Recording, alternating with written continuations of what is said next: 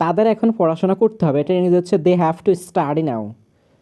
তাদের এখন পড়াশোনা করতে হবে, দে হ্যাভ টু স্টাডি নাও।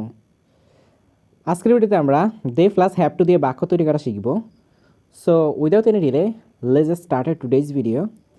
প্রথম সেন্টেন্সটি হচ্ছে তাদের প্রতিদিন স্কুলে যেতে হবে, এটা ইংরেজি হচ্ছে they have to go to school every day. তাদের প্রতিদিন স্কুলে যেতে হবে, they have to go to school every day. তারপরের সেন্টেন্সটি হচ্ছে তাদের এই কাজটি শেষ করতে হবে, এটা ইংরেজি হচ্ছে they have to finish this work. তাদের এই কাজটি শেষ করতে হবে, they have to finish this work. তারপরের সেন্টেন্সটি হচ্ছে তাদের নিয়ম মেনে চলতে হবে, এটা ইংরেজি হচ্ছে they have to follow the rules. তাদের নিয়ম মেনে চলতে হবে, they have to follow the rules. তারপরের সেন্টেন্সটি হচ্ছে তাদের সত্য কথা বলতে হবে, এটা ইংরেজি হচ্ছে they have to tell the truth. তাদের সত্য কথা বলতে হবে, they have to tell the truth. তারপরের সেন্টেন্সটি হচ্ছে তাদের আগামীকাল সকালে আসতে হবে, এটা ইংরেজি হচ্ছে they have to come tomorrow morning. তাদের আগামীকাল সকালে আসতে হবে, they have to come tomorrow morning.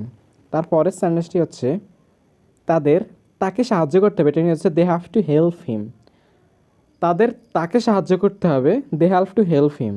তারপরের সেন্টেন্সটি হচ্ছে তাদের সময় মতো ঘুমাতে যেতে হবে, এটা হচ্ছে they have to go to sleep on time.